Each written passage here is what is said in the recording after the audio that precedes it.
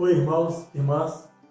A gente já viu junto até aqui, com os irmãos Vinícius e Renan, que a carta aos Romanos foi escrita para a igreja que estava em Roma, quando Roma era a sede e capital do terrível Império Romano. Sabemos que a profundidade de Romanos alcançou personagens históricas da história protestante, personagens marcantes, como Martinho Lutero, como John Wesley, John Stott. Sabemos também que Paulo, entre outras coisas, passou para nós uma ideia fundamental de que o Evangelho é para ser compartilhado. Ele não existe só em função de nós mesmos, não existe só para a nossa alegria e usufruto. E que o Evangelho é o poder de Deus para a salvação de toda a alma humana, de todo ser humano que crê. Vimos que estamos numa situação de condenação pelo Criador, por aquilo que nós somos. Nós criamos, através dos séculos, através dos milênios, civilizações, sociedades que não são fundadas no amor de Deus, que não são fundadas no amor que é Deus, na verdade que é Deus. Porém, criamos estruturas que são fundadas na impiedade e na injustiça. Portanto, estamos sempre em situação de rebelião contra o Criador, ao ponto do Senhor revelar a sua ira sobre nós. Para evitar essa condenação, Ele estabeleceu um caminho para a justificação. Esse caminho é Cristo. Todo aquele que aceita Cristo está justificado diante de Deus, está limpo das marcas da corrupção da humanidade em sua vida. Então, visto que fomos declarados justos pela bondade de Deus, essa justificação que Ele realizou se completa ao aceitar cada um a fé que Ele nos dá. O texto básico dessa lição 6, Justificados em Cristo, é o capítulo 5 de Romanos, todos os seus versículos, de 1 a 21. Nesse primeiro momento, a gente vai ler os versículos 1 a 11. Leiamos.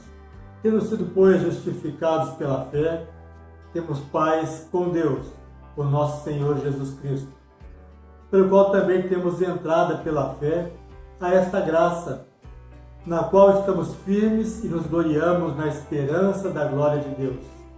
E não somente isto, mas também nos gloriamos nas tribulações, sabendo que a tribulação produz a paciência, e a paciência a experiência, e a experiência a esperança. E a esperança não traz confusão, porquanto o amor de Deus está derramado em nossos corações pelo Espírito Santo que nos foi dado. Porque Cristo, estando nós ainda fracos, morreu a seu tempo pelos ímpios. Porque apenas alguém morrerá por um justo, mas poderá ser que pelo bom alguém ouse morrer. Mas Deus prova o seu amor para conosco, em que Cristo morreu por nós, sendo nós ainda pecadores. Logo, muito mais agora, tendo sido justificados pelo seu sangue, seremos por ele salvos da ira. Porque se nós, sendo inimigos, fomos reconciliados com Deus pela morte de seu Filho, muito mais, tendo já sido reconciliados, seremos salvos pela sua vida. E não somente isto, mas também nos gloriamos em Deus, por nosso Senhor Jesus Cristo, pelo qual agora alcançamos a reconciliação. Nessa nova vida, já justificados diante do Senhor, pelo Cristo, nós temos nesse contexto dos versículos 1 a 11, 5 benefícios imediatos mostrados para nós. Temos paz com Deus, temos uma situação de tranquilidade no relacionamento com o Criador. Sabemos que no julgamento que virá sobre nós, sobre o que fizemos das nossas vidas enquanto estivemos por aqui, não será um julgamento rigoroso que nos condene. Poderá ser rigoroso sim, mas temos aí nosso advogado, o Senhor Jesus, temos a justificação nele, o selo do Senhor Jesus, o selo do Espírito Santo, que nos mostra limpos para o Criador, que nos mostra limpos para o Pai. Nós temos esse relacionamento como base de nossas vidas desde agora. Não é alguma coisa que esperamos na eternidade poder alcançar, mas desde agora Ele nos conduz. Sempre lembrando que o tempo que nós vivemos é um tempo dentro do tempo, é um tempo dentro da eternidade. Aquilo lá que está em Atos 17, 28, pois o Deus dentro do qual estamos, estamos dentro do Criador, estamos dentro da eternidade. Literalmente, Atos 17, 28 vai dizer: porque nele vivemos e nos movemos e existimos, como também alguns dos vossos poetas disseram, pois somos também sua geração. Até aqui a gente viu na justificação que ela nos dá paz com Deus, que ela permite o exercício da nossa fé que Deus nos dá.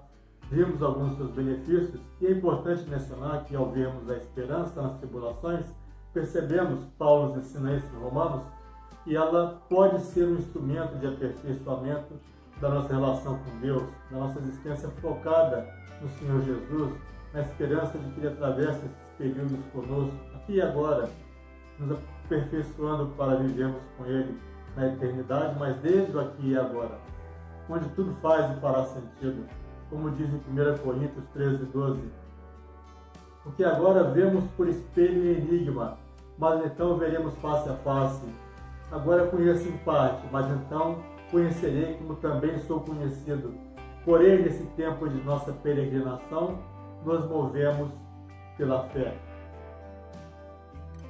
Então, como chegamos a esse ponto no qual Deus diz de nós que somos maus desde a nossa meninice, conforme ensina Gênesis 8, 21, parte B, pois a imaginação no coração do homem é má desde a sua meninice. Para falar sobre isso, para falar desse porquê, Paulo faz uma apresentação pessoal de Adão para nós,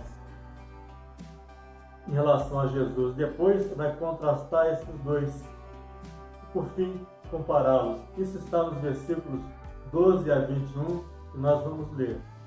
Portanto, como por um homem entrou o pecado no mundo, pelo pecado a morte, assim também a morte passou a todos os homens, por isso que todos pecaram. Porque até a lei estava o pecado no mundo, mas o pecado não é imputado, não havendo lei. No entanto, a morte reinou desde Adão até Moisés, até sobre aqueles que não tinham pecado, à semelhança da transgressão de Adão, qual é a figura daquele que havia de vir. Mas não é assim o dom gratuito como a ofensa. Porque se pela ofensa de um morreram muitos, muito mais a graça de Deus, e o dom pela graça, que é de um só homem, Jesus Cristo, abundou sobre muitos. Não foi assim o dom como a ofensa, por um só que pecou. Porque o juízo veio de uma só ofensa, na verdade, para a condenação. Mas o dom gratuito veio de muitas ofensas para a justificação. Porque se pela ofensa de um só a morte reinou por esse, muito mais os que recebem a abundância da graça, aí do dom da justiça, reinarão em uma vida por um só, Jesus Cristo. Pois assim como por uma só ofensa veio o juízo sobre todos os homens para a condenação, assim também por um só ato de justiça veio a graça sobre todos os homens para a justificação de vida. Porque como pela desobediência de um só homem muitos foram feitos pecadores, assim pela obediência de um, muitos serão feitos justos. Veio, porém, a lei para que a ofensa abundasse.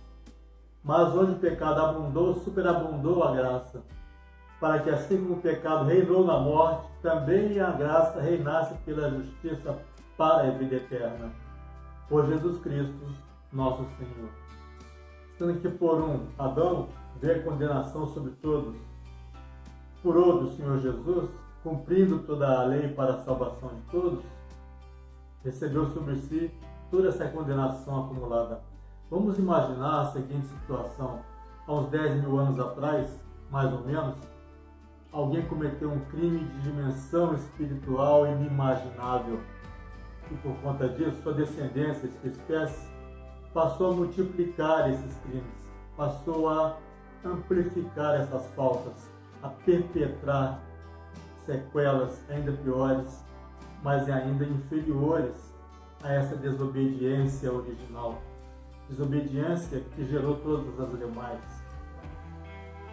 E que, por conta disso, ficou estabelecida uma separação, um distanciamento, uma hostilidade comum entre partes que deveriam se entender, se relacionar bem entre o seu Criador e a sua criatura.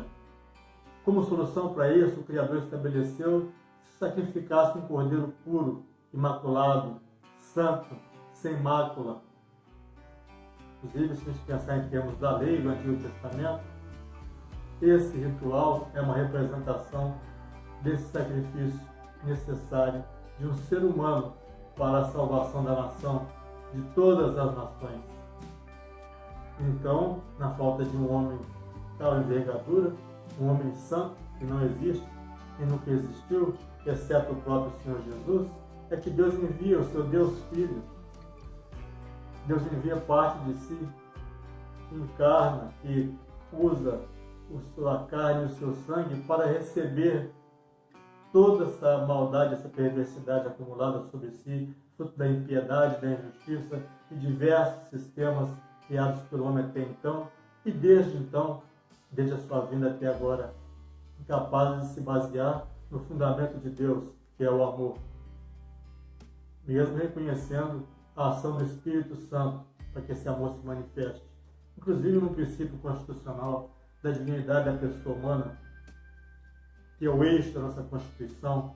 Porém, voltando ao que dizíamos, esse homem é sacrificado, esse Senhor Jesus é sacrificado, e recebe toda essa carga de pecado, que é o desvio, que é o crime contra o Criador. Recebe sobre si e assim nos justifica.